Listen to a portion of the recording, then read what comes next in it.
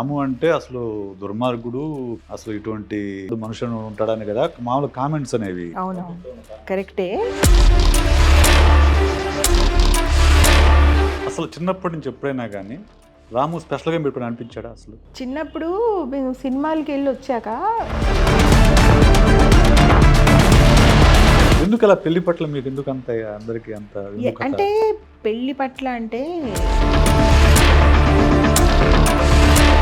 వ్యూహంకి శపథంకి package అని చెప్పేసి అంటున్నారు. ప్యాకేజ్ నా రెమ్యునరేషన్? రాము ఏమైనా నన్ను అడిగి అంత గొప్ప హిట్లు ఇచ్చిన రామ్ గోపాల్ వర్మ గారు ఇప్పుడు ఇలాంటి హిట్ లేక దశాబ్దం అవుతుంది, మీకేం అనిపించదా? ఇప్పుడు మరి అంత సున్నితంగా ఉండే మనిషి మరి ఎందుకు పబ్లిక్ ముందు అంత అలా బిహేవ్ చేస్తూ ఉంటాడు ఆయన? పబ్లిక్ ముందు ఎందుకు అంటే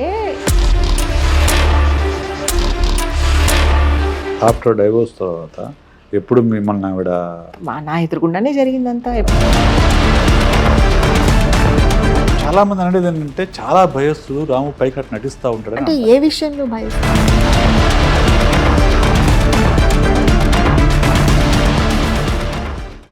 నమస్తే మేడం. నమస్తే. రామ్ గోపాల్ ఎంత గొప్ప డైరెక్టర్ అనే విషయం అందరూ తెలుసు. దానికి మళ్ళీ మీరు చెప్పాల్సిన అవసరం లేదు. దానికి ఏమి ఎవరు దాన్ని సర్టిఫై చేయాల్సిన అవసరం కూడా లేదు. నాకు కావాల్సింది Ramu as a person, right? Okay. Ramu as a brother, Ramu as a family person, family member ఎలా ఉంటాడు? అంటే రాము యాజ్ మాకు కొంచెం మా ఫ్యామిలీలో మేము కొంచెం డిఫరెంట్గా ఉంటాం. ఎలా అంటే మా నాన్నగారి దగ్గర నుంచి వచ్చి ఉండొచ్చు. మాకు ఏంటంటే కొంచెం పర్సనల్గా ఎవరైనా ఎంటర్ అయితే నచ్చదు. ఓకే. ఏదో మేము చేయాలనుకున్న దాంట్లో మధ్యలో ఎవరైనా వస్తే అంతగా నచ్చదు. వాళ్ళ మీద కోపం ఏం కాదు కానీ కొంచెం స్వేచ్ఛ ఎక్కువ ఇష్టం. ఓకే. రాము ఏం చేస్తాడంటే చెప్తాడు ఇలా చెయ్యకు అని, కానీ అది ఇంకా ఒక్కసారి చెప్తాడు, సెకండ్ టైం చెప్పడు. ప్లస్ నాకు ఏం కావాలి అనేది తనకు అర్థమైపోయింది. నేను ఎప్పుడు వెళ్ళి ప్రత్యేకంగా చెప్పను నాకు ఇది కావాలి అని, కానీ నా మూమెంట్స్లో నా ఆలోచనల్లోకి వెళ్ళిపోయి నాకు ఏం కావాలో తెలుసుకుని అది అక్కడ పెట్టేస్తాడు తెచ్చి. నేను కూడా అబ్బా నువ్వు ఎంత గ్రేట్ రాము, నన్ను అర్థం చేసేసుకుని తెచ్చేసావు నేను అన్ను, నీకోసమే తెచ్చాను అని తను అన్ను. మా ఇంట్లో ఏంటంటే కొంచెం సెంటిమెంట్ డైలాగ్స్ ఉండవు, యాక్షన్స్ ఉంటాయి, ఓన్లీ యాక్షన్స్ ఉంటాయి. అది as a brother. As a person అంటే చెప్పాను కదా నేను, మాకు కొంచెం ఎప్పుడూ కూడా ఒక డిఫరెంట్ వ్యక్తులే నచ్చుతారు. అంటే ఇప్పుడు ఎవరైనా వాళ్ళు కష్టపడి పనిచేసే వాళ్ళు, ఇప్పుడు సపోజ్ ఒక యాక్టర్ ఉన్నారు అనుకోండి, యాక్టర్గా చాలా ఇష్టపడిపోతాం. ఆయనకి 2 భార్యలు 3 భార్యలు, లేకపోతే వాళ్ళ భార్యను కొట్టారు, పని వాళ్ళకి జీతం, అవన్నీ మనకి ఎలా సంబంధం ఉండదు. యాజ్ అన్ యాక్టర్ మాత్రమే. తర్వాత నిజమేంటో ఎవరికీ తెలియదు. అసలు ఆయన అలా ఉన్నారని పేరు వచ్చిందా, చాలా దానకర్ణులు లోపల వాళ్ళు ఏమేమి బాధ అవన్నీ మనకు తెలియదు. సో అలాగే చూస్తాం as a director, as a person, as a brother. అలా 3 రకాలుగా నాకు చాలా గ్రేట్గా అనిపిస్తుంది. ఓకే. చిన్నప్పుడు మీ బ్రదర్తో గొడవ పడిన సందర్భం కానీ, లేకుంటే మీ బ్రదర్ మిమ్మల్ని టీజ్ చేసిన కొట్టిన సందర్భం కానీ ఏమైనా ఉన్నాయా? కొట్టుకున్న సందర్భాలు కానీ? కొట్టడం అనేది రాము చెయ్యి ఎత్తడం అనేది నా మీదే కాదు, ఇంపాసిబుల్, ఎవరి మీదైనా సరే. దోమని చెవిని కూడా కొట్టడం. ఓకే. దోమ మమ్మల్ని కుట్టేస్తుంటే మేము ఇలా అంటాం కదండి, చాలా కోపం వచ్చి ఎందుకు దాన్ని ఇలా తోసేయచ్చు కదా, ఎందుకు కొడతారు? I read this in Satyendra ఇంటర్వ్యూలో అక్కడ నేను చదివాను. మాకు అలాంటి ఇంట్లో చాలా చాలా కోపం వచ్చేది, అలాంటి పనులు, చీమలు తొక్కేసిన దోమని ఇలా ఏదన్నా చిన్నవి లేదా ఎవరన్నా ఏమన్నా అన్నా, ఎందుకు అలా వద్దపోతే పంపించేయండి, అలా ఏం అనకండి అనేవాడు. ఏడ్చిన అన్నిటికన్నా తప్పు ఏడవడం అయితే అసలు భరించలేడు. ఓకే. నువ్వు ఏడ్చావు అనుకో, సపోజ్ ఏడ్చావు, అది అవుతుందా? కాదు. అవితే ఏడు అవ్వదు, దానికి సొల్యూషన్ వెతుకు. ఒకవేళ సొల్యూషన్ లేదనుకో అప్పుడు వదిలే, ఏమైతే అది అవుతుంది. చిన్నప్పుడు కూడా అది చెప్పాడు. బాగా చిన్నప్పుడు అంటే ఇలా తను చెప్పింది నాకేం అర్థమయ్యేది కాదు. ఇప్పుడు తను అదే చెప్పేవాడు కానీ నాకు ఎప్పుడు అర్థం అవ్వలేదు, నేను అలాగే ఏడ్చేదాన్ని కూడా. నువ్వు ఏడవకు అంటే ఇంకొంచెం ఏడ్చేదాన్ని, నేను ఏడవకు అంటున్నాడని ఇంకొంచెం ఏడ్చేదాన్ని. కానీ తను చెప్పింది ఎప్పుడు అదే. తను వినడు, ఇంకా అవతల వాళ్ళకి అర్థం అవ్వట్లేదు అంటే జస్ట్ వదిలేసే ముందు కూడా ఏం చెప్తాడంటే, నువ్వు ఇంత గ్రేట్ కదా, అసలు నేను కరెక్ట్ కాదు, నువ్వు వాళ్ళతో వెళ్ళు, నీకు చాలా బాగుంటుందని ఇంకొకళ్ళ పేరు చెప్తాడు. అప్పుడు చిన్నప్పుడు కూడా అలాగే చేసేవాడు, ఇప్పుడు కూడా అలాగే అంటాడు. ఎవరైనా కరెక్ట్గా పని చేయలేదు అనుకోండి, నువ్వేంటి నేనేంటి, నువ్వు నాతో కరెక్ట్ కాదు, నీకు అక్కడ నీ ఫ్యూచర్ బాగుంటుంది, నువ్వు అక్కడికి వెళ్ళిపో, లేదా నువ్వు ఇంకో చోటుకి వెళ్ళిపో, నాతో ఉండడం నీకు అస్సలు కరెక్ట్ కాదంటాడు. నీతో ఉండడం నాకు కరెక్ట్ కాదనే ప్రసక్తే లేదు. ఓకే. సో మామూలు ఎవరితో అంతే, ఎవరితో అలాగే డీల్ చేస్తాడు 99%. నాతో నీకు కరెక్ట్ కాదు అంతే, నాతో నీకు కరెక్ట్ కాదు. సో ఎందుకలా? తను అలా అదొక ఫిలాసఫీ, ఇంకా అంతే. అంతే, ఈజీ ఫిలాసఫీ కదండి. ఫిలాసఫీ. ఇప్పుడు నువ్వు నాకు కరెక్ట్ కాదు అంటే డిస్కషన్ ఉంటుంది, గొడవ నేను నీకు కరెక్ట్ కాదు అంటే ఇంక డిస్కషన్ ఏముంటుంది అందులో, ఉండదు కదా. కరెక్టే, నా తప్పు నా తన మీద తప్పు నాదని ఫస్టే చెప్పేస్తే ఫస్ట్ లైన్ లో ఇంకేముంటుంది డిస్కషన్. అది నీ తప్పు ఇది నా తప్పు అని ఆర్గ్యుమెంట్ చేయడు. సో ఒక అన్నగా మీరు టీన్స్లోకి వచ్చిన తర్వాత మీ అక్కడ కూడా అక్కడే పంజాగుట్ట కాలంలో ప్రొటెక్టివ్గా ఉండేవాడు మీ పట్ల? చాలా ప్రొటెక్టివ్. ఎలా అంటే anything specific thing to share? డెఫినెట్గా ఉంది. మేము అక్కడే రోడ్ మీద బస్ స్టాప్ ఉండేది, అక్కడ బస్సు ఎక్కేవాళ్ళం. మీ రాము, నేను, కోటి ముగ్గురు ఒకటే బస్సు. కానీ తను ఒకసారి 10th అయిపోయాక, రాము 10th ఇంటర్కి వెళ్ళాక కూడా నేను 7th లో ఉన్నాను. తను విజయవాడలో అది ఇక్కడ న్యూ సైన్స్ కాలేజ్ చదివేవాడు. అయితే ఒక అబ్బాయి నా వెనకాల పడేవాడు.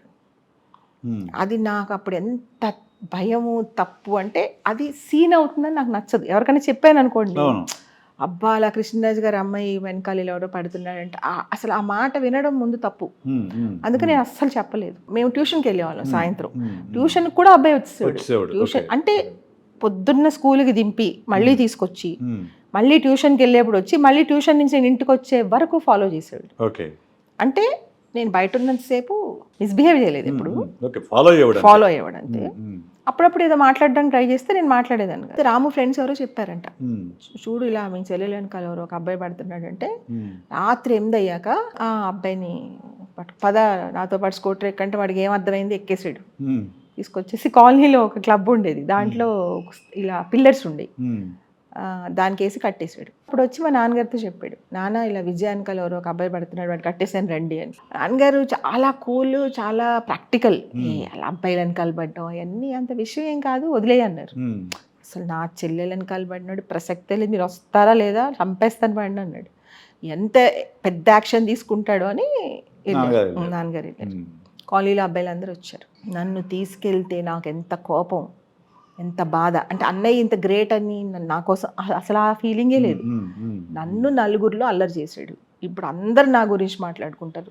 అమ్మ స్కూల్ మానిపించేస్తుంది, కొడుతుంది, తిడుతుంది, ఆలోచనే అలా అర్థం కాలేదు. హీరోయిజం అర్థం కాలేదు. తీసుకొచ్చి ఎదురుగుండా నుంచోబెట్టి వీడేనా అంటే, అవును వీడే అన్నాను. కొట్టాడు. అప్పుడు బాక్సింగ్ కూడా, బాక్సింగ్ కరాటే అన్నీ వచ్చింది, రాదని లేదు. కొడితే ఆ అబ్బాయి అన్నాడు, నేను ఎప్పుడైనా నీతో మిస్బిహేవ్ చేశానా, మాట్లాడానా, కనీసం ఒక డిస్టెన్స్ వరకు కూడా రాలేదు, ఎప్పుడు దూరం నుంచే ఉన్నాను ఏదో చెప్పబోతుంటే నువ్వు ఆ సినిమా డైలాగులు అని చెప్పకు, నేను విన్ను, నాకు చెల్లెలు వంక చూసావంటే చంపేస్తాను మళ్ళీ ఎప్పుడైనా. అది తర్వాత పెళ్ళి అనుకున్నప్పుడు నాకు పెళ్ళి ఇష్టం లేదు. పెళ్ళి ఇష్టం లేకపోతే పెళ్లి కన్విన్స్ చేశాడంటే అంత మెచ్యూరిటీ ఉంది అప్పుడు.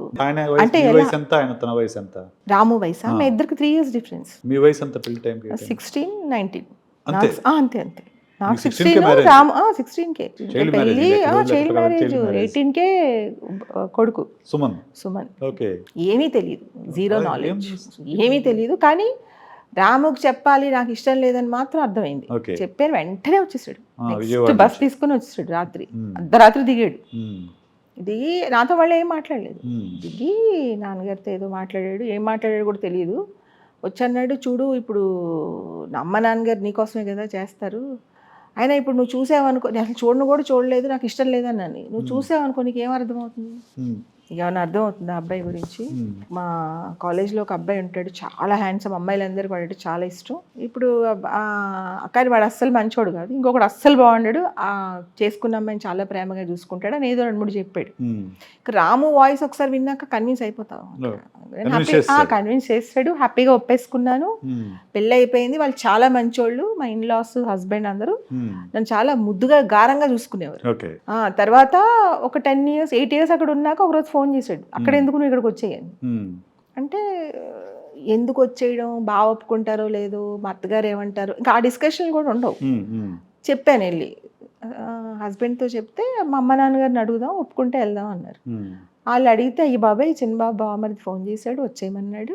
ఇంకా ఏంటి ఆలోచించడం, వాళ్ళు చాలా మంచోళ్ళు, వాళ్ళు అడిగారంటే ఏదో మంచి జరుగుతుందని వాళ్ళు వెంటనే ఒప్పేసుకున్నారు. వచ్చేసాం. అంటే ఇది ఎంత మూవీ డైరెక్టర్ అయిన తర్వాత మీరు వచ్చారు ఇక్కడికి?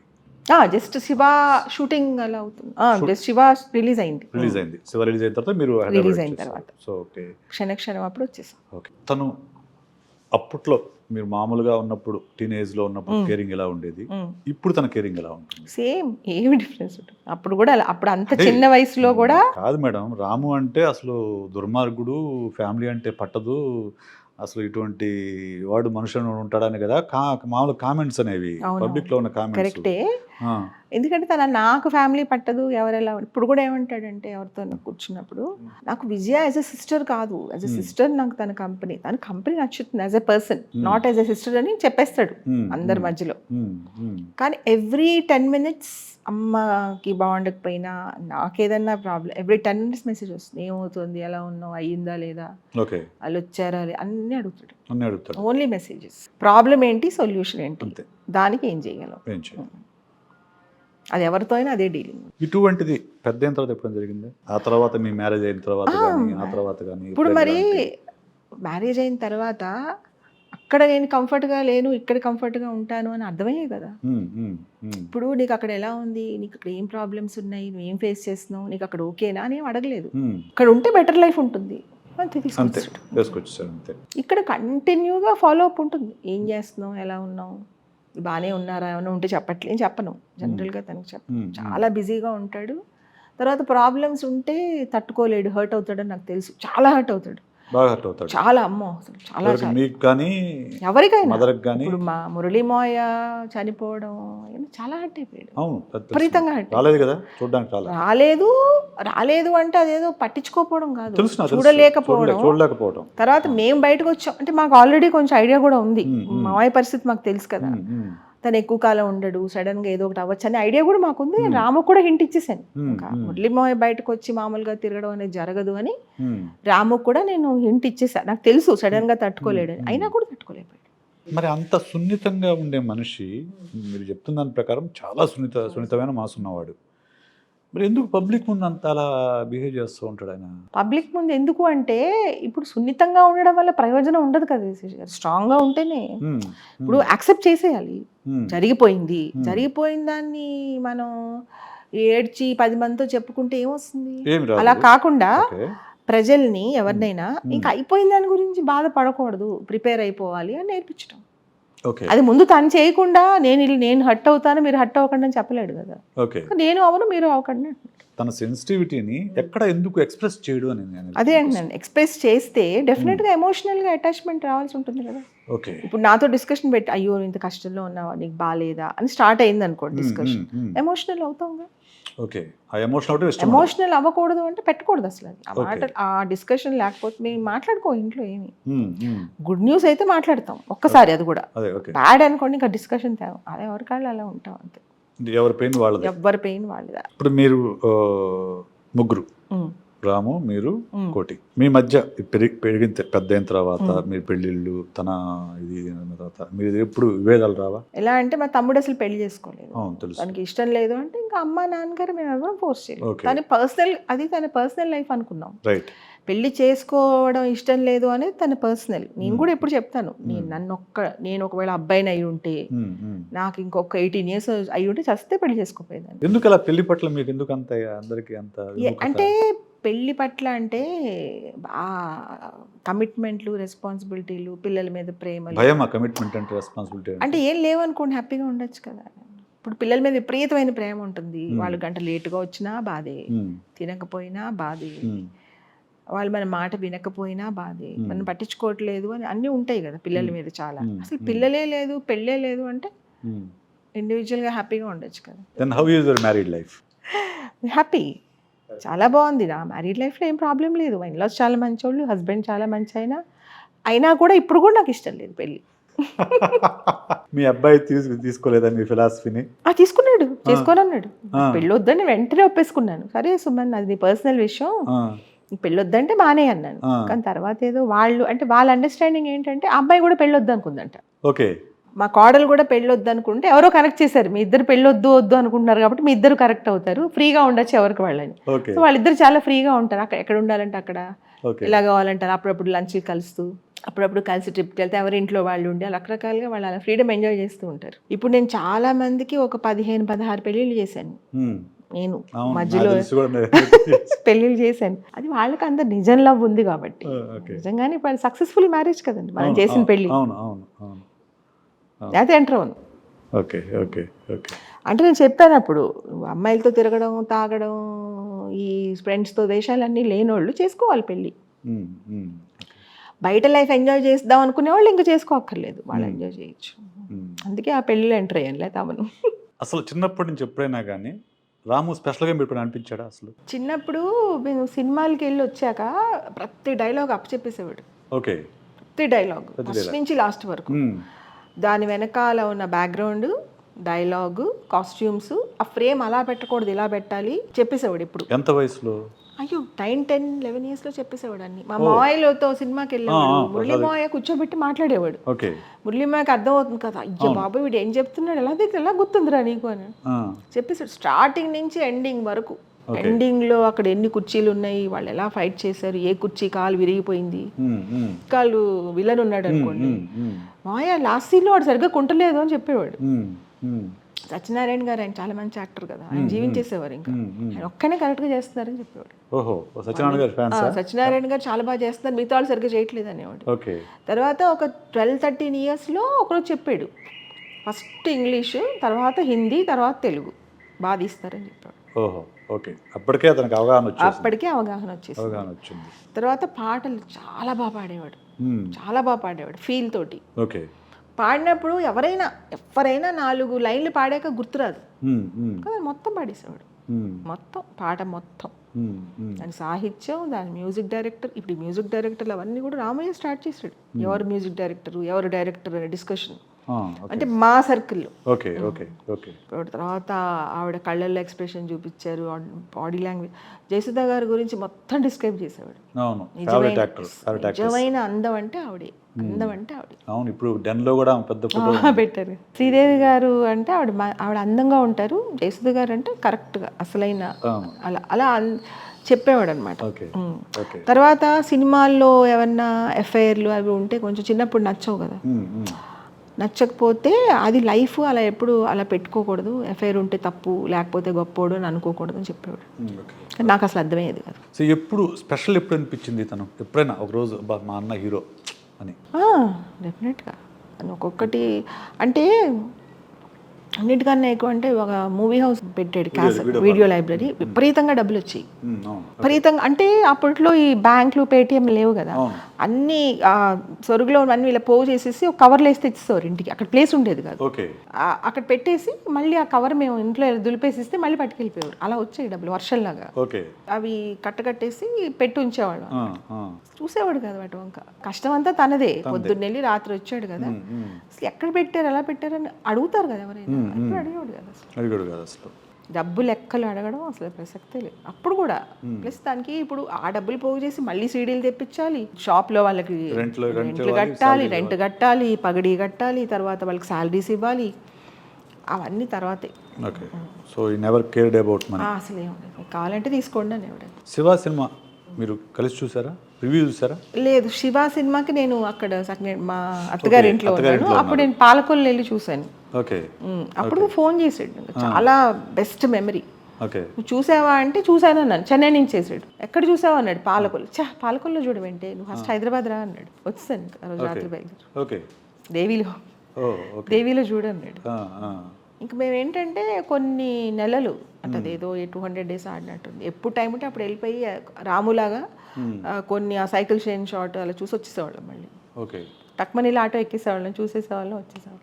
అక్కడ సినిమా అద్భుతం. ఇంకా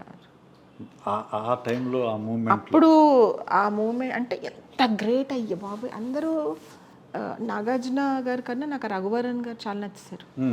రఘువరన్, జేడి చక్రవర్తి, వాళ్ళ మీద ఎక్కువ విపరీతంగా. సో విశేష్ గారు కూడా నాకు ఫస్ట్ అర్థం అవ్వాల. అంతగా నేను ఆయన ఏం మాట్లాడుతున్నారు కరెక్ట్గా లేదేమో అనిపించింది నాకు. కానీ విశేష్ గారికి పేరు పెట్టేంతలే నాకు లేదేమో అని కూడా ఉంది. కానీ అవును, ఏంటి ఆయన ఎలా మాట్లాడుతున్నారు, ఆయన ఎలా అయ్యారు, అసలు ఆయనకి ఏం అర్థమైంది, ఆయనకి ఏం అర్థమైందని ఇప్పుడు రాము మీద బుక్ రాస్తారు అని కూడా అనుకున్నాను. నరేంద్రతో కూడా అన్నాను, నరేంద్ర చాలా పోస్ట్ చేశాడు, చాలా పొరపాటు మాట్లాడుతున్నారమ్మా మీరు. విశేష్ గారు జీనియస్ అమ్మా, ఆయనకి అర్థం అవ్వడం ఏంటంటే ఇద్దరు బాగా దెబ్బలాడుకున్నాం. చాలాసార్లు నాకు నరేంద్రకి ఆయన ఆర్గ్యుమెంట్స్లో ఇద్దరు మాట్లాడుకోవడం మానేసిన సందర్భాలు కూడా చాలా ఉంటాయి. అప్పుడప్పుడు నెలలు మాట్లాడుకోం ఇలాంటి. అప్పుడు నువ్వు మరి సపోర్ట్ చేయకు నరేంద్ర, ఇంకేం అర్థమైంది అసలు, అంత చదువుకున్న ఆయన, అంత స్టడీ చేసిన ఆయన అంత ఈజీగా అలా ఇచ్చారు స్టేట్మెంట్ అన్నాను. కాదమ్మా, ఆయన అన్న ఉద్దేశం వేరు, ఆయన చాలా ఆయన కరెక్ట్గా ఆలోచిస్తారు, చాలా సెన్సిబుల్, స్వార్థం ఉండదు అని చెప్పాడు. ప్రసాద్ రాజు ఇంటర్వ్యూలో అదే బుక్లో అవునవును, రాము ట్వీట్లు కనుక ఫాలో అయితే పిల్లలు సంకనాకిపోతారు, అది ఏది నిజం చెప్తాడు, ఏది అబద్ధం చెప్తాడు, ఏది సరదాగా చెప్తాడు అర్థం చేసుకునే తెలివితేటలు వాళ్ళకి లేవు అని. అది కరెక్ట్ విశేష్ గారు, నేను చెప్పనా, అందరికంటే ఎక్కువ అర్థం ఉంది ఇంట్లో వాళ్ళకి, బయట వాళ్ళకి ఎక్కువ అర్థమయ్యాడు. ఇప్పుడు మా ఇంట్లో ఎవరైతే తనతో పాటు పెరిగిన వాళ్ళు, తనతో పాటు 30 years వర్క్ చేసిన వాళ్ళకన్నా కూడా కొత్తగా వచ్చిన మీలాంటి వాళ్ళకి ఎక్కువ బాగా అర్థం అవుతాడు. చదువుకు సంబంధం లేదు, ఆలోచించే విధానంలో. అప్పుడు ఈ మధ్యన నాకు రాము నేర్పించింది ఫిలాసఫీ, అది కూడా ఎవరిష్టం వాళ్ళది, ఎందుకు వాళ్ళతో ఆర్గ్యుమెంట్ చేయడం, అభిప్రాయం చెప్పి వదిలేయి, ఎవరిష్టం వాళ్ళది అని తను నేర్పించిన ఫిలాసఫీలోకి వైజయంతి గారు కూడా అదే చెప్తారు, ఎవరిష్టం వాళ్ళదండి అంటారు. ఉషశ్రీ గారి ఫిలాసఫీ అది తెలుసు. సో అది నాకు నిజంగా నాకు కూడా చాలా ఆశ్చర్యకరమైన కాంబినేషన్. అంటే విశేష్ గారు ఒకటండి, మీరు ఇప్పుడు జర్నలిస్ట్ కాబట్టి మీరు ఏమైనా మాట్లాడచ్చు, ఏమైనా అభిప్రాయాలు చెప్పచ్చు, మీరు చదువుకున్నారు, మీకు ఆ హక్కు ఉంటుంది. మేము ఎక్కువ అనడానికి మాకు అంత హక్కు ఉండదు, అభిప్రాయం చెప్పడం తప్ప అవతల వాళ్ళ అభిప్రాయాలను ఏమి క్రిటిసైజ్ చేయకూడదు. అంటే కాంబినేషన్ అనేది, అంటే రాము గారు అన్నారు కదా, నన్ను శారీతో ఫస్ట్ ఇంటర్వ్యూ చేసిన ఫస్ట్ మహిళ అని చెప్పేసి మీరే. ఆవిడ చాలా బాధపడుతూ ఉంటారు రోజు, అయ్యో రాము గారికి అంత తెలివితేటలు ఉన్నాయి కదండి, అలాంటి సినిమా ఎందుకు తీశారు, అలా ఎందుకు చేశారు అని ఆవిడ చాలా పర్సనల్గా ఇంట్లో పిల్లోడి గురించి బాధపడినట్టు బాధపడిపోతారు. నేను రోజు చెప్తాను, ఒక్కరోజు వైజయంతి గారు మీరు ఒకరోజు వచ్చి మొత్తం మా వైపు వచ్చేసి రాము గారు గురించి బాధపడడం మానేస్తారు అని ఎప్పుడు అంటాను. అన్నట్టే విశేష్ గారు ఒక 2 yearsలో 50% ఆవిడ సాటిస్ఫాక్షన్లోకి వచ్చేసారు. ఆర్జీవి అంటే ఒకప్పుడు ఇండియాలో నెంబర్ 1 డైరెక్టర్. ఓకే, ఇప్పుడు అంత గొప్ప మూవీస్ చూసిన డైరెక్టర్ కానీ, అంతమంది టెక్నీషియన్ ఇంట్రొడ్యూస్ చేసిన డైరెక్టర్ కానీ ఎవరు లేరు, టాలీవుడ్ బాలీవుడ్. అక్కడే నేను ఆ మాట మాట్లాడితే మీరు ఏమన్నారంటే ఆయన ఒక అమ్మాయిల ప్రభావంతో మీరు బాగా తీయలేదని దాన్ని ఎప్పుడు రియాక్ట్ అవ్వను అస్సలు అనలేదు. మీరు అలా అర్థం వచ్చేటను డైరెక్ట్గా అనలేదు, నేను అన్నది ఒక అమ్మాయిల ప్రభావంలో పడి ఆయన ఆలోచన ధారణ మారిందా అన్నట్టు నాకు అర్థమైంది మీరు అన్నది. అలా అనకపోయినా నాకు ఇప్పుడు బాగా గుర్తు, ఖచ్చితంగా మీరు అలా, నాకు చాలా బాగా గుర్తుంది. అన్నది ఏంటంటే డైరెక్టర్గా ఆర్జీవి పని ఎప్పుడూ అయిపోయింది, ఇప్పుడు ఆయన ఫిలాసఫర్ మాత్రమే. తన సినిమాల కంటే కూడా తన సినిమాల ద్వారా తన ఫిలాసఫీని ఎలా చెప్పాలనే ఉద్దేశంతో సినిమాలు తీస్తున్నాడు కాబట్టి అవి ఫ్లాప్ అవుతున్నాయని చెప్పాను. ఆ రోజు నేను అన్నది అదే మీనింగ్, అదే తప్ప అమ్మాయిల ప్రశ్న అసలు తీసుకురాలి. ఆ రోజు అంటే వచ్చింది అమ్మాయిల ప్రస్తావన వచ్చింది, కానీ ఏం మాట్లాడుకున్నావో నాకు గుర్తులేదు. నేనైతే ఇదే నాకు గుర్తుంది, మనకి ఇదే ఈ పాయింట్ ఆఫ్ వ్యూ మాట్లాడాను నేను. సో దానికి మీ కోపం నాకు అర్థమైంది, కోపం వచ్చిన విషయం. సర్లే, అంటే ఎవరో ప్రేక్షకుడు అలా మాట్లాడితే అది ఓకే. సినిమా అనేది హిట్ అయితేనే మంచి సినిమా, అవ్వకపోతే కాదు అనేది కాదు కదా. కాదు, అస్సలు కాదు. ఏం చేసినా అది ఖచ్చితంగా హిట్. డబ్బులు ప్రతి షాట్ లో ఏదో ఒక కొత్త ఉంటుంది, ఫ్లాప్ తీయడానికి కూడా అంత ఈజీ కాదు కదండి. ఇప్పుడు ఐ డూ అగ్రీ మేడం. అంటే ఇప్పుడు దాని కెమెరా వాడిన కెమెరాను, లేకపోతే అమ్మాయిని చూపించిన విధానం, అమ్మాయిని ఒప్పించిన ఒప్పుకోరు కదండి అమ్మాయిలు అందరూ.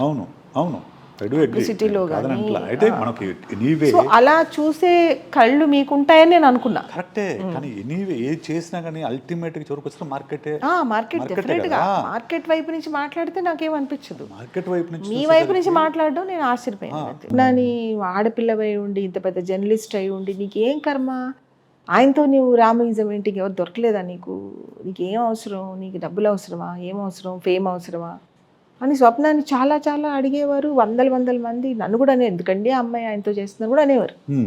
కానీ ఇప్పుడు కొంచెం ఒక 70% మారినట్టు అనిపిస్తుంది నాకు రామోయిజం విషయంలో కూడా. అంటే ప్రజల్లో ఒక మార్పు వచ్చింది, అర్థమవుతుంది. ఒకటి మీరు రామోయిజంకు ముందు రాము వేరు, రామోయిజం తర్వాత రాము వేరు. ప్రజలు అర్థం చేసుకునే విధానం కూడా.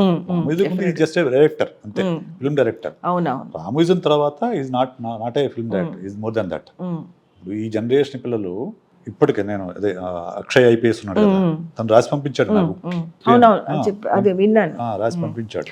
అది నేను ఇండెక్స్ లో చూసాను. అతను అదే రాము లేకపోతే నా జీవితం లేదని చెప్పాడు. మరి ఆయన కూడా తిడతారు, రాము లేకపోతే జీవితం లేకపోవడం, నువ్వు కష్టపడి చదువుకుందంతా ఏమైపోయింది అని అంటారు కదా అక్షయ్. ఖచ్చితంగా అంటారు అంటలా, ఖచ్చితంగా అంటారు. కాకపోతే ఆ టైంలో తనకు ప్రేరణ కల్పించిన వాడు రాము కాబట్టి ఆ రికార్డు ఉంది అంతే, సింపుల్ అంతే. అంత గొప్ప హిట్లు ఇచ్చిన రామ్ గోపాల్ వర్మ గారు ఇప్పుడు ఇలాంటి విట్లేక దశాబ్దం అవుతుంది, మీకేం అనిపించదా సిస్టర్ గా? అస్సలు. ఇప్పుడు హిట్ అయితే తనలో ఉన్న గొప్ప దర్శకుడితో పాటు అది ఎంజాయ్ చేసాం. ఉట్టి హిట్ కాదు, అవును, జెన్యూన్ హిట్స్ అవి. అలా అనుకోకుండా ఆడేయడం అలా కాదు, నిజంగానే అంత విషయం ఉంది, నిజంగా ఉంది. కాబట్టి అది ఇప్పుడు కొన్ని సినిమాలు ఏంటంటే ఎందుకు ఇదేంటి, ఇది బాగాలేదు కదా, ఎందుకు ఇలా ఉన్నాయి అని అనిపిస్తుంది కదా కొన్ని సినిమాలు. సో అది అలా కూడా చూస్తాం. రామోది ఏంటంటే ప్రజలకి నచ్చకపోవడం అనేది ఉంటుంది, అది వాళ్ళ ఇష్టం, వాళ్ళకి నచ్చకపోవడం వాళ్ళ ఇష్టం. రాము హిట్స్ నచ్చిన వాళ్ళు కూడా ఉంటారు, ఫ్లాప్స్ నచ్చిన వాళ్ళు ఉంటారు అని ఉంటారు. నాకేమనిపిస్తుంది అంటే రాము ప్రజలకి ఏం నేర్పిస్తున్నాడు, ఎంతసేపు హీరో అంటే ఇలాగే ఉండాలి, హీరోయిన్ అంటే ఇలాగే ఉండాలి అనే కాన్సెప్ట్ కాకుండా మామూలుగా తీసుకోండి, హీరో హీరోయిన్ మర్చిపోదు, ఇంకా ఆ కాన్సెప్ట్ మానేసి వేరేగా చూసే అలవాటు చేయడానికి చేసే ప్రయత్నం మొదలుపెట్టాడు ఒక సైంటిస్ట్గా. ఒక 10 ఏళ్ళ నుంచి అదే ప్రయత్నంలో ఉన్నాడు, ఇంకా అది ప్రజలకు అర్థం అవ్వలేదు, ఏదో ఒక రోజు అర్థం అవుతుంది. ఓకే, సో వ్యూహం నుంచి అది ప్రజల్లో మార్పు నేను అనుకుంటున్నాను. వ్యూహం ప్రస్తావన వచ్చింది కాబట్టి ప్రివ్యూ చూశారు, ఎలా ఉంది? చాలా బాగుంది, రియాలిటీ అని. అంటే నిజంగానే మనం వెళ్ళిపోయి జగన్ ఇంట్లో కూర్చుంటే కెమెరా పెట్టేస్తే ఎలా ఉంటుందో అలా ఉంటుంది. యాత్ర చూసారా మేడం? చూసాను. యాత్ర 2 చూసాను, చాలా బాగుంది. అంటే అది మహి రాఘవ గారు అలా చేస్తారు, అది రాము అలా చేస్తే బాగుంది. నేను 2 చూసాను, ఎందుకంటే కాంట్రవర్సీ తీసుకోలేదు కదా ఆయన. అవును, అంటే అది ఆయన ఇష్టం, ఆయన పేరు పెట్టట్లేదు. చాలా బాగా తీశారు, అందరూ చాలా బాగా చేశారు, చాలా బాగుంది సినిమా, చాలా నచ్చింది నాకు. ఈ డైరెక్టర్ రెమ్యూనరేషన్ తీసుకుంటారు, డౌటే లేదు, ఈ సినిమా రెమ్యూనరేషన్ తీసుకుంటారు. కానీ వ్యూహంకి శపథంకి ప్యాకేజ్ అని చెప్పేసి అని అంటున్నారు, ప్యాకేజ్ నా రెమ్యూనరేషన్? నాకు ఎలా తెలుస్తుంది శశి గారు, భలే అడుగుతున్నారు మీరు. రాము ఎవరో నన్ను అడిగి నా సలహా తీసుకుని వెళ్తాడు అనుకున్నారా? రామును కూడా ఖచ్చితంగా అడుగుతా, అడగకుండా అడగండి, కానీ అసలు అది ఎలా తెలుస్తుంది? తెలిసే ఛాన్స్ లేదు, అసలు ఎలా ఛాన్సే లేదు. అంటే ఒకటి అసలు మేము ఎప్పుడు అలా అడగరు, అసలు మాకు అలవాటే లేదు, అస్సలు అలవాటు లేదు. ఇప్పుడు ఏదన్నా ఎవరైనా చెప్తారు ఇల్లు పెద్ద ప్రాబ్లం వచ్చింది అని చెప్తే అసలు మా అమ్మ ఏజ్కి భయపడిపోవాలి కదా, అమ్మో రామ ఎందుకు ఇరుక్కుంటాడేమో ఎలాగా అనే భయం వచ్చేస్తుంది కదా తల్లికి. టీవీ కూడా ఆఫ్ చేసేస్తాం, అప్పుడప్పుడు నేను కేబుల్ కూడా తీసేస్తా, చూసి భయపడుతుందేమో అని. ఏ ఉండదు, నేను భయపడతాను. నేను వెళ్ళి తర్వాత నెమ్మదిగా చెప్తాను, అమ్మ ఇలా కొంచెం ఏం రాము ఈజీగా దాటేస్తాడు, నిజంగానే దాటేస్తాడు. ఇన్ని కాంట్రవర్షియల్ వస్తూ ఉంటాయి, ఇంతమంది తిడతా ఉంటారు, మీ దృష్టికి వస్తాయి అవి? నేనే వెతికి మరి చూస్తా నేనే ట్రోల్స్ అని. మీకేం అనిపించదా? అలా అంటే నాకు వాళ్ళ మీద జాలేస్తుంది. ఇప్పుడు మామూలు వాళ్ళు అయితే జాలేస్తుంది. ఇప్పుడు మీలాంటి వాళ్ళు ఎవరు అన్నారు అనుకోండి, అవును ఏంటి అలా ఎలా వాళ్ళు అంతెంతకు ఆలోచించకుండా అలా మాట్లాడుతున్నారు అనుకుంటాను. తెలివైన వాళ్ళు అయితే, అంటే స్వప్నాను మీరు వైజయంత్ గారు అంటే నాకు ఒక ఇంప్రెషన్ ఉంటుంది కదా, అదేంటి విశేష్ గారు అంత చదువుకుని అంత జీనియస్ అయిన ఇలా అర్థమైందా, అయ్యో అదేంటి నేను ఏదో అనుకుంటాను అనమాట. చదువుకున్నోడు కన్నా చాకలివాడు మేలు, నేనే మేలు నరేంద్రతో అంటాను, నరేంద్ర మీ అందరికన్నా నేనే బెటర్ కదా, నాకు అర్థమైంది మీకు ఎందుకు అర్థం లేదు. అమ్మ మీరు మీ వైపు ఆలోచించుకోండి, ప్రజల వైపు నుంచి ఆలోచించండి అంటాడు. అవును ప్రజలకు తెలియదు, మీకెందుకు అర్థం అవ్వదు అంటాడు. ప్రజలకు అవన్నీ అనవసరం కదా, చూస్తున్నప్పుడు నాకు నచ్చిందా లేదు. వెనకాల రాము గారు మేధావి ఎంత కష్టపడ్డారు అవన్నీ వాళ్ళకి అనవసరం కదండి, వాళ్ళకి కావాల్సింది ఏంటి ఆ నిమిషంలో ఎంటర్టైన్మెంట్. రాము ఏమంటున్నాడంటే తను ఏదైతే చేస్తున్నాడో అలా ప్రజలకు అలవాటు చేయాలంటున్నాడు. ఇప్పుడు ఏమంటున్నాడు, ఎట్టి పరిస్థితుల్లో నేను కమర్షియల్ సినిమాలు తీయను, అయిపోయింది, కమర్షియల్ సినిమాలు నేను తీయను, ఇలాగే తీస్తాను, మీరు చూస్తే చూడండి లేకపోతే లేదు. ఇప్పటికి ఈ నిమిషానికి అదే చెప్తున్నాడు. ఇన్ని ఫ్లాప్స్ వచ్చాం, తను ఒక 100 తీస్తే అందులో ఒక 80 ఫ్లాప్స్ ఉంటాయి, మహా అయితే ఒక 10-15 ఉంటాయి హిట్స్. తనకి 80 మూవీస్ తీసినట్టున్నాడు. అదే తన డైరెక్షన్ వేరే వాళ్ళ డైరెక్షన్ అదేలేండి. అలా ఏదో ఒకటి తనకి ఇన్వాల్వ్ అయినది. మరి ఇప్పుడు అదే మాట్లాడుతున్నాడు కదా. Then how you could survive? Survive అంటే ఇప్పుడు ఫస్ట్ తను చాలా సింపుల్, తర్వాత ఎన్ని ఫ్లాప్స్ వచ్చినా ప్రొడ్యూసర్లు ఎప్పుడు లైన్లో ఉంటారు. ఎందుకంటే లో బడ్జెట్, తనకంటూ రూపాయి ఖర్చు పెట్టడు. ఓకే, 30 రోజుల్లో తీయాల్సిన 10 రోజుల్లో తీసేస్తాడు. రైట్. స్టార్స్ని వెతకడు. రాము అడిగితే ఎవరైనా చేసేస్తారు, అవును. ఎంత ఇస్తే అంతే తీసుకుంటారు, అవును. అసలు దాని మీద డిస్కషన్ కూడా పెట్టరు. సార్ మీరు ఎంత అంటే అంత అంటాడు, కరెక్ట్గా ఇచ్చేస్తాడు, అయిపోతుంది. తను అనుకున్నది ఒకటి వచ్చేస్తుంది. ఆ ప్రోడక్ట్ అట్టర్ ఫ్లాప్ అయినా కూడా దాంట్లోంచి ఏదో ఒక బిట్టో ఒక మనిషో ఒకడైతే సూపర్ హిట్ అవుతాడు, ఒక డైలాగో. లేదంటే రాము గారు ఇంత పిచ్చి సినిమా ఎలా తీయగలిగారనో ఏదో ఒక కాంటెంట్ దాని మీద ఉంటుంది. ఆయనే తీశారా ఎవరైనా తీశారంటే అది నేనే తీశాను. అవన్నీ ఇంకా అన్పాపులర్లో పాపులర్ అవడమే కదా. రాములో మీకు నచ్చే పర్సనాలిటీ ట్రైట్ ఏంటి? అది ఫస్ట్ భయం లేదు. భయం లేదు. చాలా మంది అనేది ఏంటంటే చాలా భయస్తుడు రాము, పైకి అట్లా నటిస్తూ ఉంటాడు. అంటే ఏ విషయంలో భయస్తుడు? మామూలుగా ఈ పొలిటీషియన్స్ కానీ థ్రెడ్స్ విషయంలో కానీ. ఇక్కడ భయం అసలు ఎక్కడ కనిపిస్తుంది? ఇప్పుడు ఏం మాట్లాడినా అకార్డింగ్ టు లా వెళ్తాడు. లా బ్రేకర్ అయితే కాదు, ఖచ్చితంగా లా ప్రకారం వెళ్తాడు. లాని చాలా గౌరవిస్తాడు. I know that. కాన్స్టిట్యూషన్ లోబడే వెళ్తాడు. తన మీద ఒక 260 కేసెస్ ఉన్నాయంట. 260 కేసెస్ని ఎక్కడెక్కడో ఎవరెవరో కేసులు పెడితే అక్కడికి వెళ్ళి వచ్చేవాడు. అంటే అక్కడికి వెళ్ళి వాళ్ళ లాయర్లతో మాట్లాడి వాళ్ళని ఫ్రెండ్ చేసుకుని మళ్ళీ వాళ్ళు చెప్పిన స్టోరీలు సినిమాలు తీసి అవే జరుగుతాయి ఎప్పుడు. డబ్బులు నిజంగా లేవు మేడం? డబ్బులు లేవా అంటే ఎలా మీరు అనేది? అంటే ఇన్ని సినిమాలు ఇందాక చెప్పింది కదా, ఇప్పుడు ఏదో ఒక ప్రాపర్టీ ఉందనుకోండి, ప్రాపర్టీ కొనాలనిపించదు, సినిమా తీయాలనిపిస్తుంది రామకు, ఒకవేళ డబ్బులు వస్తాయి. ఒకవేళ డబ్బులు లేవనుకోండి, ఉన్నంతలోనే ఉందాం అంట. ఏం చేస్తాం? అంతే. ఎంత సింపుల్ గా అయినా ఉండగలుగుతాడు. రోజు తన జేబులో అంటే తన అకౌంట్ అదే 2400 రూపీస్ మాత్రమే ఉన్నాయి తన అకౌంట్ లో. రెంట్స్ కట్టాలి, నెక్స్ట్ మంత్ కట్టాలి కదా, ఆఫీస్ కట్టాలి, ఆఫీస్ రెంట్స్ ఇవన్నీ కట్టాలి. ఏం చేయాలో అర్థం కాలేదు. సర్లే చూద్దాం అనుకుంటే నేను అట్లే ఉన్నాను. మర్నాడు ఎప్పుడో 6 months బ్యాక్ స్టోరీ చెప్పిన ఒక ప్రొడ్యూసర్, సార్ మీ అకౌంట్ లో డబ్బులు వేసేసి అప్పుడు వచ్చారంట, అకౌంట్ లో ట్రాన్స్ఫర్ చేశాను అని చెప్పేసి వచ్చారు. ఐ డోంట్ మైండ్ అని చెప్పారు నాకు 2000. అటువంటి సిచ్యువేషన్ కూడా అట్లే ఉంటాడు ఆయన? ఏ ఉండదు. ఇప్పుడు వాళ్ళు సపోజ్ వాళ్ళు డబ్బులు ఇవ్వాలని ఫోన్ చేశారు అనుకోండి, అవతల వాళ్ళు సరే అంటాడు. ఒకళ్ళు ఇవ్వలేరు, 2 days ఇవ్వలేకపోతే ఫోన్ చేసి ఒక 1 week అయ్యాక ఇస్తానయ్యా ఏంటి కంగారు అంటాడు. సరే సార్ అంటారు. వాళ్ళు ఇంకా రాము వాయిస్ వినగానే లేదు ఇప్పుడే ఇవ్వాలని అనలేరు అసలు. అదేలేండి, ఎవరు కొత్తోళ్ళైనా తెలిసిన వాళ్ళు కాదు, దాని వాయిస్ లో అది ఉంటుంది, హ్యాండిల్ చేయగలుగుతాడు. ఓకే. రత్న గారు మీకు మంచి ఫ్రెండ్, మీ ద్వారానే రాముకు పరిచయం, చాలా క్లోజ్. ఇప్పటికి కూడా మరి 44 years ఫ్రెండ్షిప్. ఇప్పుడు కూడా ఇప్పుడు మదర్ని అడిగితే చెప్పారు నాకేమీ ఇబ్బంది అనిపించలేదు, ఇట్లా జరిగిందని చెప్పేసి. మీకు క్లోజ్ ఫ్రెండ్ కదా రత్న గారు? నాకు చాలా క్లోజ్ ఫ్రెండ్. వాళ్ళ ఫస్ట్ రాము ప్రపోజ్ చేసినప్పుడు తను ఒప్పుకోలేదు. తను ఒప్పుకోలేదు. ఎందుకు ఒప్పుకోలేదంటే అబ్బాయిలు కొంచెం డామినేటింగ్ గా ఉంటారు, చూస్తారు కదా మా ఇంట్లో, నాకు అది నచ్చదు. యాజ్ ఇట్ ఈస్ నువ్వు నాకు ఓకే, నువ్వు ఇష్టమే, ఫ్రెండ్ కదా అంతకుముందు, నువ్వు కాదంటానికి ఏం రీజన్ లేదు, కానీ నాకు ఇష్టం లేదు అని చెప్పింది.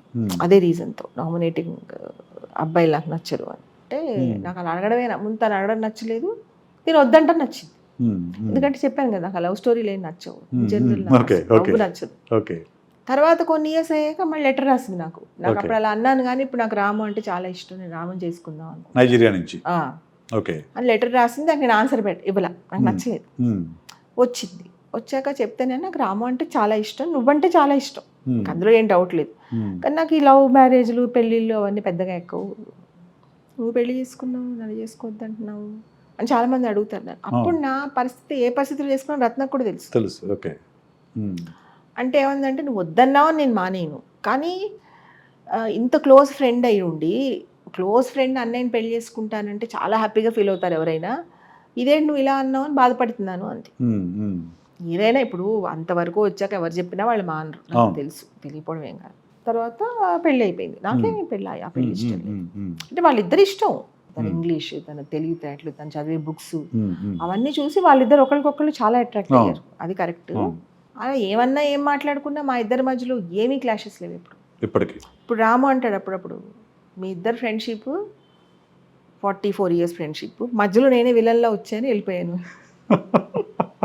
మీరు అలా ఆ రూట్లో రండి అని చెప్తాడు. స్టోరీ అలా అలా మార్చేద్దాం అన్నాడు మొన్న. Okay okay. నేను ఆఫ్టర్ డైవోర్స్ తర్వాత ఎప్పుడు మిమ్మల్ని ఆవిడ అనటం కానీ లేకుంటే లేదు ఆఫ్టర్ నా ఎదురుగుండానే జరిగిందంతా. ఎప్పటికప్పుడు నాకు చెప్పేది, రాము ఇలా మాట్లాడుతున్నాడు, ఇలా అవుతుందని నాకు తెలుసు. నేను అక్కడే ఉండేదాన్ని కదా. తర్వాత వాళ్ళు మా పక్కింట్లోనే ఉండేవారు, రాముని రత్న. అందరం కలిసే ఉండేవాళ్ళం. ఇంకా తర్వాత కూడా ఎప్పుడు మేము మా ఫ్రెండ్షిప్ని దాన్ని కలపలేదు. అస్సలు నిజం ఫ్రెండ్, అది ఇంకా జెన్యూన్ అది. అంటే ఇప్పుడు ఎలా ఉండేదంటే, ఒకవేళ రాము ఎవరో అనుకోండి, సపోజ్ మా బ్రదర్ కాలేదనుకోండి, అప్పుడు నేను ఎలా సపోర్ట్గా నిలబడతాను, వాళ్ళు నిలబడేదాన్ని. నువ్వేం చేస్తున్నావు, నువ్వు బాధపడ, పెళ్లి కూడా చేసుకోమని చెప్పేదాన్ని. పెళ్లి చేసేసుకొని చాలా ఫోర్స్ చేసేదాన్ని, ఇంకో పెళ్లి చేసుకో, ఇంకో పెళ్లి. నాకు అసలు ఇంట్రెస్ట్ లేదు. What about your bonding with your మేనకోడలు?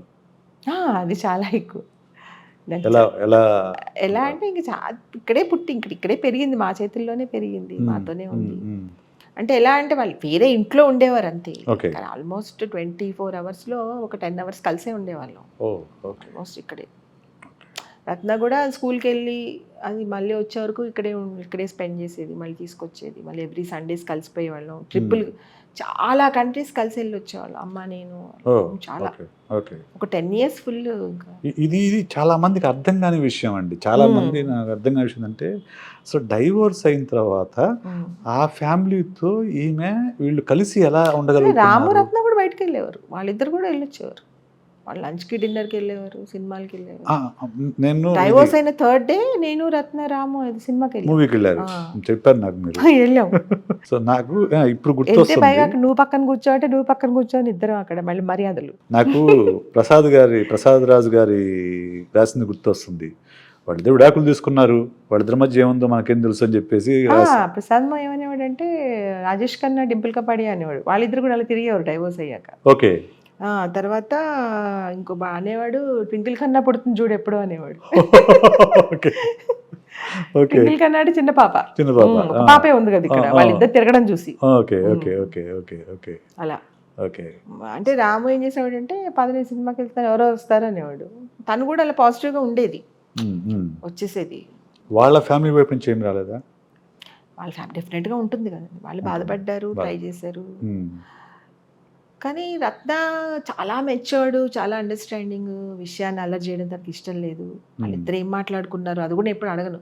అసలు మీ ఇద్దరు ఏం మాట్లాడుకున్నారు అడుగుతాను, కానీ మరీ లోతుగా అడగను.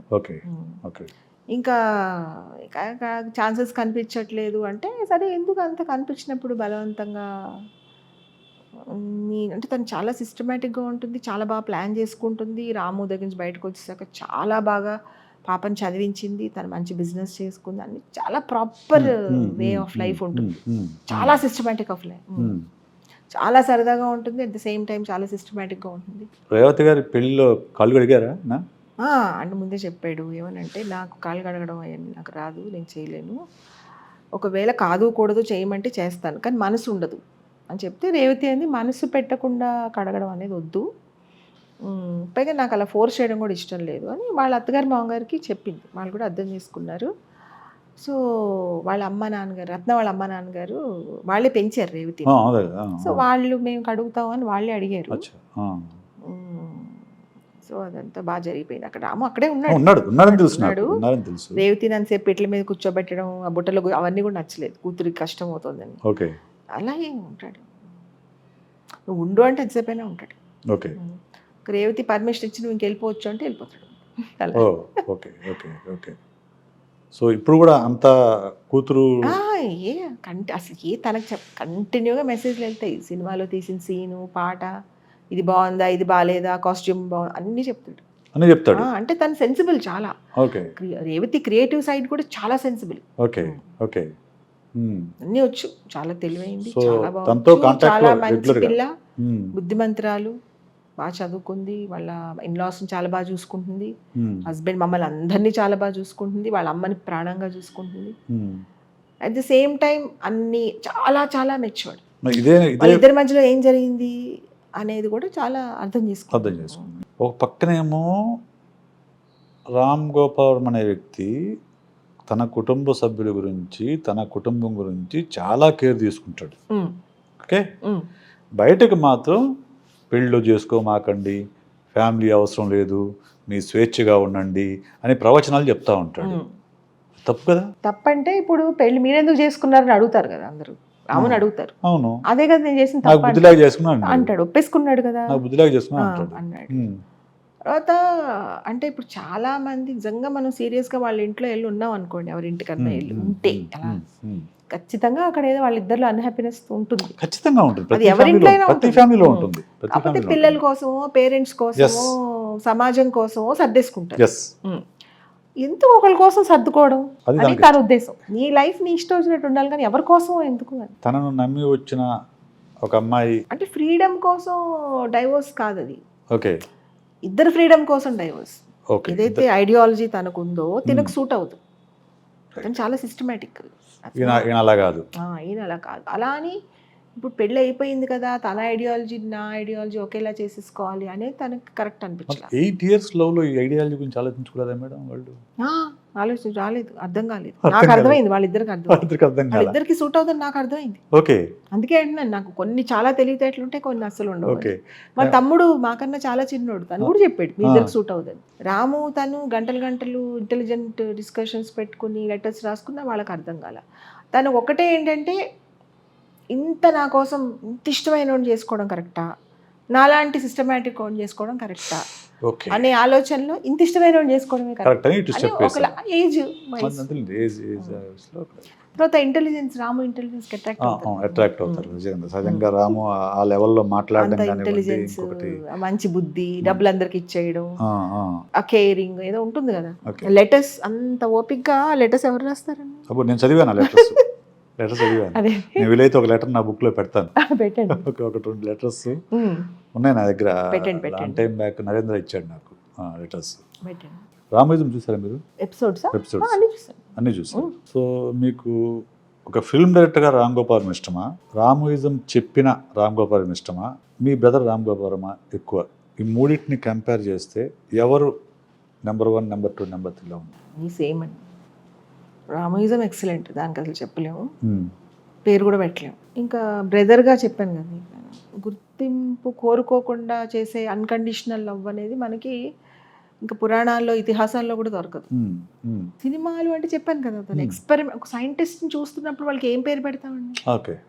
సైంటిస్ట్ పట్టుకుని నేను చెప్పాను కదా విశేష్ గారికి పేరు పెట్టడం తప్పు అని నాకు తెలిసిన తర్వాత. అలాగే రాము చేసే వాటిలో ఖచ్చితంగా అది మనకి 10 ఏళ్ళకో 15 ఏళ్ళకో 20 ఏళ్ళకో అర్థం అవుతుంది ఎందుకు చేశాడని. నాకు మొన్న ఇట్లనే చెప్తే సోషల్ మీడియా కూడా అన్నారు, ఆయన సెలబ్రిటీ కాబట్టి ఆయన విమర్శిస్తే ఇబ్బంది కాబట్టి వాళ్ళ ఫ్యామిలీ మెంబర్స్ విమర్శించట్లేదేమో అనుకోవచ్చు, తప్పేం లేదు. వాళ్ళు ఎలా అనుకున్నా నాకేం అనిపించదు, ఎందుకంటే నేను ఒక స్టేజ్కి వచ్చేసాను. రాము నేర్పించాడు, అర్థం చేసుకోని వాళ్ళ గురించి ఆలోచించడం అర్థం లేదు అని, ఆ ప్రత్యేకత ఇవ్వద్దు అని చెప్పాడు. మోస్ట్ కాంట్రవర్షియల్ మూవీ GST ఎక్కడ చూశారు? నేను, రాము, అమ్మ, రాము ఆఫీస్లో. ఓకే, మీరు కూడా ఉన్నారు? మా అమ్మతో ముగ్గురు ఉన్నారు. నేను అడిగా రాముని, రాము మాకు ఎప్పుడు చూపిస్తావంటే మీకు చూడాలంటే ఇప్పుడే రండి అన్నాడు. అంటే నేను అమ్మ వెళ్ళాం, వెళ్తే చూసాం, అద్భుతంగా ఉంది. అమ్మ బయటకు రాగానే రాము అలా అయిపోగానే రాము అలా ఏదో ఎవరో వస్తే అని వెళ్తున్నాడు, రాము ఒక్క నిమిషం అని పిలిచింది. పిలిచి రాము నాకు సైన్స్ క్లాస్ లోంచి బయటకు వచ్చినట్టుంది నాకు అన్నాడు. మీకు ఎక్కడ అందులో అబ్సినిటీ ఎక్కడ ఏం కనిపించలేదు. శ్రీలత అనేది ఎలా ఉంటుందంటే విశేష్ గారు ఒక్కొక్కసారి వాళ్ళు ఒక షార్ట్ స్లీవ్స్ వేసుకున్నా కూడా అశ్లీలంగా కనిపించి నాకు కొన్ని అనిపిస్తాయి, ఇండీసెంట్గా అనిపిస్తాయి. సరే వాళ్ళు మొత్తం ఒక చిన్న స్కర్ట్ వేసుకుని వాళ్ళు పైన ఏదో చిన్న టాప్ వేసుకున్నా చాలా క్యూట్గా ఉన్న వాళ్ళు కూడా ఉంటారు. ఇప్పుడు ఈ రాము హీరోయిన్స్ అందరూ చాలా చిన్న పర్సనాలిటీలు, చిన్నగా సన్నగా ఉంటారు, సినిమాలో కనిపించినంత కూడా ఉండరు. ఇప్పుడు అమ్మాయి పూజ చూసారేమో మీరు, పూజని చూసారని బయట మన ప్రివ్యూలో చూసారా? అమ్మాయి ఎంత ఉంది అసలు, 12 ఏళ్ళ అమ్మాయిలో ఉంది. ఆ అమ్మాయిని స్క్రీన్ మీద అలా చూపించాడు. సినిమా అట్టర్ ఫ్లాప్ అయింది. ఏది లడ్కి అట్టర్ ఫ్లాప్ అయింది. కానీ ఆ అమ్మాయికి ఇప్పుడున్న పేరు, రాము ఆఫీస్లో ఎంట్రన్స్ లో అమ్మాయి పిక్చర్ ఏ సినిమాకి సరిపోదు. ఇంట్రొడ్యూస్ చేయడమే ఆయన పని కదా. సినిమా అనేది హిట్ కోసమే చెయ్యాలి అనే కాన్సెప్ట్ మానేసి ప్రయోగాల కోసం చెయ్యొచ్చు ఏదైనా అనేది. ఇప్పుడు సైంటిస్టులు అంతే కదా, అంత చేశాక ఏదో ఇంత కనిపెట్టచ్చు. నాకు తెలిసి కానీ ప్రొసీజర్లో వాళ్ళు చాలా నేర్చుకుంటారు. నాకు తెలిసి సమకాలీన అంశాలపైన తీస్తున్న మొదటి సినిమా శపథం. కరెక్ట్. ఇప్పటి వరకు ఒకటే పోస్టర్లో 2 సినిమాలు రాలేదు. ఇప్పటి వరకు 1 వీక్లో ఒకే డైరెక్టర్ సినిమాలు రాలేదు. ఎవ్రీ మినిట్ తను ఒక డిజైన్ చేస్తాడు. అందులో ఒక భాగమే ఆ సినిమాలు. వ్యూహం అన్నా జరిగిపోయిన చరిత్ర. శపథం జరుగుతున్నది. అది ఎలా చేయగలుగుతారు ఎవరైనా? జరుగుతున్నది. పవన్ కళ్యాణ్ది తను అలా పడుకోకముందే పడుకున్నట్టు తీసేసాడు. అలా చాలా జరుగుతాయి. నాకు ఆ సీన్ చెప్పారు అప్పుడు, లాస్ట్ టైం అప్పుడు కలిసినప్పుడు, ఇట్లా ఉంది, ఎలా ఉందంటే సూపర్ ఉందని చెప్పాను. ఆ తర్వాత 1 month కేమో Pawan Kalyan same scene repeat చేశాడు రోడ్ పైన. నేను అనుకున్నా నిజంగా విజనరీ అంటే ఇది కదా. సిబిఎన్ గారు జైలుకి వెళ్ళడం కూడా ముందే తీసేసాడు. ఓకే. ఆ షార్ట్ మేము ఎప్పుడో చూసాం. ఎప్పుడో తన్నూరుకి ఆఫీస్ లో చూపించాడు అది. ఓకే. అంటే ఆయన వెళ్ళక ముందు 1 నెల ముందే చూపించాడు. రాముకి ఏమన్నా అతీంద్రియ శక్తులు ఉన్నాయా? మనకి ఏం డౌట్ వస్తుందంటే ప్లాన్ చేసిన వాళ్ళు ఏమైనా చెప్పేశారా అని అనిపిస్తుంది అనమాట. అలా తను విజువలైజ్ చేశాడు ఇట్లా జరుగుతుందని అనుకొని. జగన్ గారు ఇంట్లో ఎలా ఉంటారు అనేది ఎవరో చెప్పారు మాకు ఒకసారి. వాళ్ళ ఫ్యామిలీ, వాళ్ళ చుట్టాలు ఎవరో, ఆవిడ భారతి గారు కంటిన్యూగా పనిచేస్తూ ఉంటారంట ఇంట్లో. ఆవిడే అన్ని ఎవరు వచ్చినా ఆవిడే పెడతారంట. అంటే మర్యాద. నేను భారతి గారి దగ్గర తినలేదు కానీ విజయం గారు ఆవిడ అలాగే ఉంటారంట, అలా పెడతారంట. ఎవరు వచ్చినా ఆవిడ చాలా అంటే సినిమాలో చూపించిన దానికన్నా సింపుల్గా ఉంటుంది. ఇంకా సింపుల్. కంటిన్యూగా వర్క్ చేయడం కానీ, ఇల్లు చూసుకోవడం కానీ, వచ్చిన వాళ్ళకి పెట్టడం, అంటే అంత బిజీలో కూడా ఆ సెక్షన్లో మళ్ళీ ఆవిడే వెళ్ళి తీసుకొస్తారంట కిచెన్లోకి వెళ్ళి. డ్రెస్సింగ్ కానీ, ఆవిడ ఆలోచన విధానం కానీ చాలా స్ట్రిక్ట్, చాలా వర్క్ మైండెడ్, అవన్నీ ఎగ్జాక్ట్గా చూపించేసారు. సో ఇలా ఉంటారా జగన్ గారి ఇంట్లో అని మనకు తెలియదు, ఎవరికి తెలియదు. కానీ ఇలా ఉంటారా, ఇలా ఉండరేమో అని మనకు అనిపించదు. చూడండి, ఉంటారనే అనిపిస్తుంది. కన్విన్సింగ్ గా చేయడం అంటే అదే కదా తను చెప్పేది. మనం చెప్పే నిజం కన్విన్సింగ్ గా ఉండాలి. జనాలు యాక్సెప్ట్ చేస్తారు, కన్విన్సింగ్ లేకపోతే రిజెక్ట్ చేస్తారు. ట్విట్టర్లో ట్వీట్లు పెట్టడం, నిమిషానికి ఒక డిజైన్ చేసి పబ్లిసిటీ పెట్టడం. ఆల్రెడీ సినిమా ఎప్పుడో రిలీజ్ అయిపోయింది. Day 1 రిలీజ్ అయిపోయినట్టే అది. తను ఏం చెప్పాడు, నేను 1000 సినిమాలు తీస్తాను అన్నాడు. కరెక్ట్ 8 ట్వీట్లు పెట్టేసాడు 1 yearలో. ఇదేంటంటే 1001 సినిమా వ్యూహం 1001. అప్పుడు అది ఎలా ఆడుతుంది, ఏం ఆడుతుంది ఏంటి అనేది మనం డిస్కషన్ పెట్టలేము. ఇప్పుడు ఇంత గొప్ప డైరెక్టర్ లేకుంటే ఒక ఫిలాసఫర్ అని చెప్పుకునే రాజీవ్ ఇన్ఫ్లుయెన్స్ మీ మీద ఎంతవరకు ఉంది? నా మీద చాలా ఉందండి. ఎందుకంటే నేను చిన్నప్పుడు అస్సలు చాలా అయోమయం, జీరో బ్రెయిన్, విపరీతంగా ఏడ్చేదాన్ని. ప్రతిదానికి ఏడిపి, అంటే పెన్ను కనిపించిపోయినా ఏడ్చేదాన్ని. అలా పెద్దయ్య కూడా అంతే, ప్రతిదానికి ఏడుపు, బాధపడటం. నా ఆలోచన విధానం, ధైర్యం అన్నీ రామతో వచ్చింది. అంటే తను నాకు ప్రత్యేకంగా కూర్చునే నేర్పించలేదు, అబ్జర్వేషన్. డైరెక్ట్గా ఎప్పుడన్నా నేను కనిపించాను అనుకోండి ఏడిస్తే, అప్పుడు అంటాడు నాకు ఏడవడం నచ్చదు అని. తప్ప నాన్నగారు చనిపోయినప్పుడు చెప్పాడు నాకు ఏడవడం నచ్చదు, ఏడవకు అని. కానీ నాన్నగారు చనిపోతే ఏడవకుండా అయితే ఉండలేం కదండి. అది చాలా ఎమోషనల్, అది కంట్రోల్ చేసుకునేది కాదు. పైగా నాకన్నా తను ఎక్కువ ఏడ్చాడు, నాకు తెలుసు. నేనే చాలా అసలు యాక్చువల్గా చెప్పాలంటే నేనే తనకన్నా ఎక్కువ ధైర్యం. నేనే ఒక రోజు సర్దుకుంటాను. అతను చాలా, కానీ ఏడ్చాడు చాలా. అప్పుడు ఏడ్చాడు కదా, అంటే అప్పుడు బయటకి ఏడ్చాడు. ఆ రోజు నేను చూస్తా బాధ, అంటే బాధ అంటే మనకి అన్నిటికన్నా ఇప్పుడు ఏదన్నా ప్రాబ్లం ఇంట్లో వస్తే నాకు అన్నిటికన్నా భయం రాముతోనే. అందరూ ధైర్యంగా ఉంటారు, ఒక్కడే ఉండలేడు, బాగా హట్ అయిపోతుంది. ఏం చేస్తాడు? అయితే తెలిసిపోతుంది మనకి, మనిషిని చూస్తే. ఏం చేయడు, ఏమండు, మాట్లాడు, చిరాకు పడ్డు, కోపం రాదు. కానీ మనకు అర్థం అవుతుంది కదా, ఇప్పుడు సిస్టర్గా నాకు అర్థం ఎంత బాధపడి ఎలా ఉంటుందంటే, కరెక్ట్గా చెప్పాలంటే మీకు గుర్తుంటే అబ్దక్ చెప్పన్లో నానా పటేకర్ వైఫ్ చచ్చిపోతుంది, గుర్తుందా ఆ సీన్? ఏడు ఊరికి అలా ఉంటాడు అంతే. కానీ మన ప్రేక్షకులు గుండె తరుక్కుపోతుంది చూస్తే ఆ బాధ. జస్ట్ కింద కూర్చుంటాడు అంతే, ఏమనడు, ఏం మాట్లాడు, ఒక జర్రగా అయిపోతుంది మొహం ఒక్కొక్కసారి. అలా ఆలోచిస్తూ ఉంటాడు, తెలుస్తుంది కదా మనకి. మీరు కూడా డైరెక్షనా? లేదు, ఓన్లీ ప్రొడక్షన్. అది కూడా మీ టీం చూసుకుని. టీం ఎవరంటే స్వప్న, తర్వాత నరేంద్ర, డాక్టర్ గారు, రాము, సుమన్, సుబ్బరాజ్ గారు, విశేష్ గారు, ఇలా టీంని చూసుకుని వచ్చిన ఐడియా అది. ఎందుకంటే విశేష్ గారు మీరు నేను అడగని వెంటనే అసలు ఏం కదా, ఎప్పుడు ఏమీ అడగకుండా వెంటనే ఎస్ చెప్పేశారు. నాకు అది చాలా చాలా కాన్ఫిడెన్స్ వచ్చేసింది, చాలా హ్యాపీగా ఫీల్ అయ్యాను. అట్లీస్ట్ మీరు కనీసం నా స్టోరీ, ఏ స్టోరీ అండి మీరు చెప్తే దాన్ని బట్టి ఆలోచించి చెప్తాను అని కూడా అనలేదు. బట్ ఐ మిస్డ్ మురళీరాజు వెంటనే ఓకే అన్నారు. మురళీరాజు గారు స్టోరీ మిస్ అయ్యాను. మురళీరాజు గారి ఇంట్లోంచి ఆ రోజు అడిగాను మిమ్మల్ని. ఆయన ఒక స్టోరీ చెప్పారు నాకు. తనకు చాలా ప్లాన్స్ ఉన్నాయి. తను యాక్చువల్గా ఒక రోజు యాక్చువల్గా చాలా ప్లాన్స్ ఉన్నాయి పిలిచి మురళీరాజు గారికి. ఇట్లా మన మూవీ అనుకున్నాను, 7 క్యారెక్టర్స్ ఉంటాయి, అందులో మీద ఒక ప్రొఫెసర్ క్యారెక్టర్ ఉంది అని చెప్తే ఓకే సార్ చేద్దామని చెప్పాను. If I ask you to define Ramu in one word, ఒక్క మాటలో రాము ఒక్క మాటలో చెప్పాలంటే ఒక్కడే అన్ని చేసేసుకుంటూ ఉంటాడు. 10,000 మంది చేసే పని ఒక్కడే చేసేయగలుగుతాడు. అంటే అది నేను చాలాసార్లు చూశాను, చేయగలుగుతాడు. అంటే ఇప్పుడు ఎలా అంటే విశేష్ గారు, ఇప్పుడు తన రూమ్ అది రాము రూమ్ వెనకాల ఉంది అది. తను ఇక్కడ ఇంట్లో ఉన్నప్పుడు ఆ రూమ్ లో ఉంటాడు. పొద్దున్న లేచి బయటకు వచ్చేటప్పుడు అక్కడి నుంచి ఇక్కడికి పని చేసుకుంటూ వస్తాడు. ఎంతసేపు సెకండ్స్. ఎవరైనా ఏమైనా చూపిస్తున్నారు అనుకోండి పేపర్, రాము గారు ఇది చూడండి అంటే చూసేసి వాళ్ళు మళ్ళీ ఇంకో పేపర్ తీసేలోపు మళ్ళీ ఇక్కడ పని చేసేస్తారు. బ్లడ్ టెస్ట్ చేయడానికి వచ్చాడు, వాడికి చెయ్యి ఇచ్చేసాడు, ఇచ్చేసి వర్క్ చేస్తున్నాడు ఇక్కడ. వాడికి ఏం చేయాలి, వాడికి ఎలా తీసుకోవాలి, ఒక చెయ్యి ఇచ్చారు కదా సార్ మీరు ఒక్కసారి వినట్లేదు, వర్క్ అయిపోతుంది ఇక్కడ. వాడు చుట్టూ తిరుగుతున్నాడు, ఎటు నుంచి తీసుకోవాలా, నేను తీసేసుకో పర్లేదంటే సార్ పని చేసుకుంటున్నారు మేడం పర్లేదు తీసేసుకో అంతే. మీరు నమ్మరు, రాఖీ కట్టేప్పుడు కూడా పని చేసుకుంటూ ఉంటాడు. రాఖీ కట్టినప్పుడు 1 సెకండ్ బ్రేక్ ఇవ్వాలి కదా, నేను రాఖీ కడుతుంటే ఇక్కడి నుంచి పని అయిపోతూ ఉంటుంది ఎడం చేతితోటి. ఇక్కడ ఎంతసేపు కడతానండి నేను, మాక్సిమం 30 సెకండ్. మీరు చెప్పిన దాని ప్రకారం, నా అబ్జర్వేషన్ ప్రకారం కూడా అతను శివ మొదలు పెట్టి ఇప్పటి వరకు ఒక బ్రేక్ కూడా తీసుకోలేదు. 30 years లో బ్రేక్ లేదు. కరెక్ట్. అది పని కోసమే పుట్టాడా ఆ మనిషి, సినిమాల ఇప్పుడు ఎప్పుడైనా ఒకవేళ సపోజ్ ఏ సెల్ పని చేయట్లేదు, అక్కడ వెళ్ళడానికి ఏమి లేదు, అలా ఏమైనా ఒక సిచ్యువేషన్ వచ్చింది అనుకోండి, మనకు బాధేసేస్తుంది తను చూసి. అంటే చాలా టైర్డ్ అయిపోతాడు అప్పుడు, అలసట వచ్చేస్తుంది. నేను అప్పుడప్పుడు సెల్ ఒక్కొక్కసారి ఏమైనా ప్రాబ్లం వస్తుంది, స్టక్ అయిపోవడం, ప్యాడ్ తీసుకొచ్చి పెట్టేస్తా ఎదురుగుండా, రైటింగ్ ప్యాడ్.